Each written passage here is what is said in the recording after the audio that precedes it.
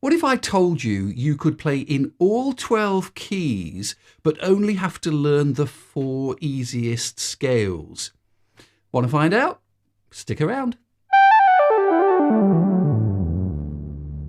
Before we go any further, if you haven't already watched the iSaxTip number 8, I'll link it up there and down in the description below. You should do that first because that's going to show you how you can actually make the settings for this to work. And also, before we get started, I have to say that, if you really want to understand the language of music properly, you should always work towards knowing how to play all of your scales properly with the correct fingering. But this scale cheat is going to come in very handy, even if you do know all your scales. You'll need to know 4 of the easiest scales on your Aerophone. They are C major, no sharps or flats, D major, that's F sharp and C sharp, F major, that's just a B flat, and G major, that just needs F sharp.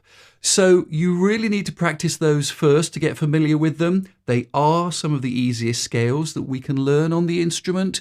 Take time to learn those accurately, slowly at first, and then you'll be able to see how we can use some special fingerings that will allow you to play in all 12 keys once you know those 4 scales.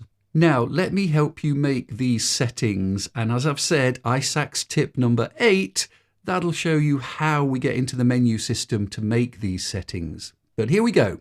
First one you need to set up is your low B flat key, that's this one, and you'll need to set that to play a tone down. Next on the list, we need to set our low B key, that's this one here, and you'll need to set that to play a semitone down. Next, the low C key, this one on the right hand side, you're going to set that to be a tone down.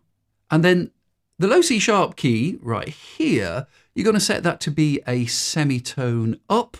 And also the right hand pinky finger on the E flat key here, that's also going to need to be set to a semitone up. So you've got 5 settings there to sort out first. Now let me show you how we can start to use those fingerings to explore all 12 keys. As always, please don't forget, if you're getting value from this video, leave me a thumbs up, subscribe to the channel if you haven't already done so, and why not leave a comment below if you want to add some of your own scale cheats that you found out, starting from the suggestions we're going to look at right now. Now, we're going to start with the easiest scale of C major. And we're actually going to use the fingering for C major for 4 different scales. So why not just run through your C major scale now? Make sure you've got that under your fingers.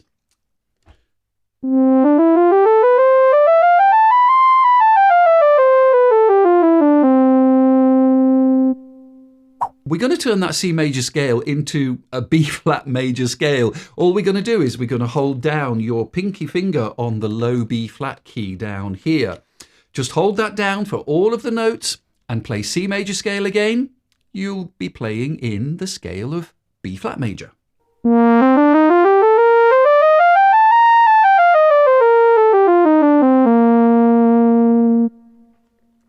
Likewise, if you now hold on to your low B key and play C major scale again, that'll take all the notes down a semitone for us, and we're going to get now a B major scale. Now, I'll be truthful with you, this is the one that I find a rather awkward positioning wise because it's tricky to hold down your little finger on that low B key. Just a little tip, I've found if you hold your finger sort of slightly beyond the key, almost touching the body of the instrument, I find that's a bit more comfortable position to be. So now let's play our C major scale again, pressing the low B key for all of the notes. We're going to get B major.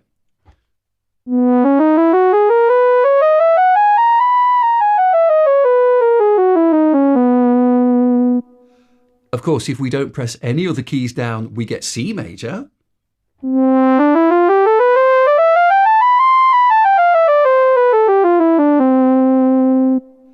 I'm going to play C major one more time, this time with my pinky finger on the low C sharp key, holding it down for all of the notes. That's going to take everything up by a semitone. I'm going to get C sharp major now, or D flat major.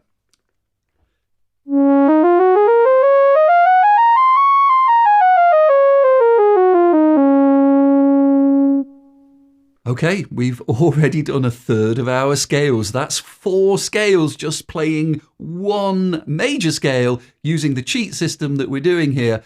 We're playing in 4 different keys. Now we play D major scale. Well, that's a reasonably easy scale to play in the ordinary way. So we can play D major with 2 sharps, F sharp and C sharp.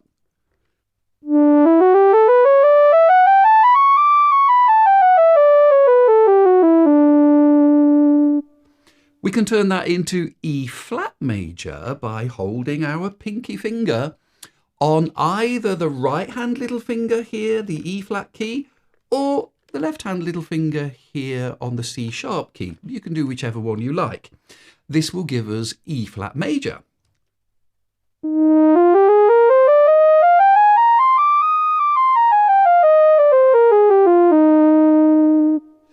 Now, whichever one you chose to do that time, if you add the other one, so the other pinky finger, you're going to move everything up by a whole tone. So the first little finger key is moving everything up by a semitone, and then it's kind of like an additive system. So you hold the other little finger as well. Now we're moving on to E major. I'm still only playing the D major scale.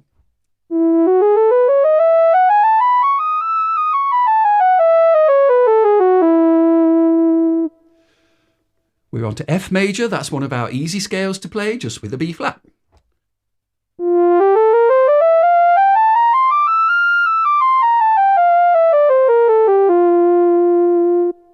If I add a pinky finger here on the left or the right hand side, I'll get F sharp major. That should be 6 sharps, but we're just going to play in F major scale.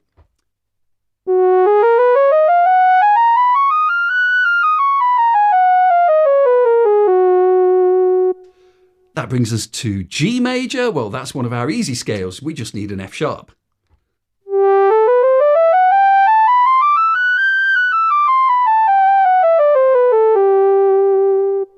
We're going to go up 1 semitone to A flat major.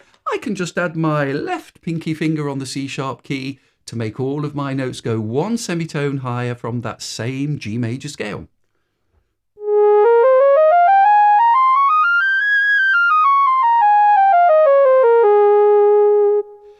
And to use the same trick as we've already done, if we want to make G major raise by 2 semitones, that'll take us into A major.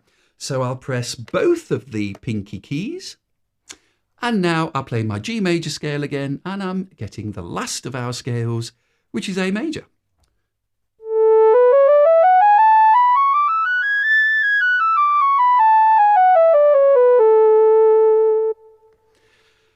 And that's our 12 keys. Now, as I said earlier, you're always going to be better to know how to finger those scales with the proper fingerings, and I would always encourage you to do that. On the other hand, there's going to be some times where this cheat is going to really help you, even if you've got a pretty good technique. For instance, the other day I was playing a section where I had to play a D flat major scale in thirds, and it needed to be pretty quick. Well, if that was C major in thirds, I'd probably be able to do it reasonably well. That's okay, I can do that, but ask me to do that with the regular fingerings for C sharp major or D flat major. Well, I don't want to embarrass myself. I'll probably mess that up if I try and play that at that sort of speed. But if I do that same C major in thirds again, holding down to one of my pinky fingers, I can actually just do that at the same speed.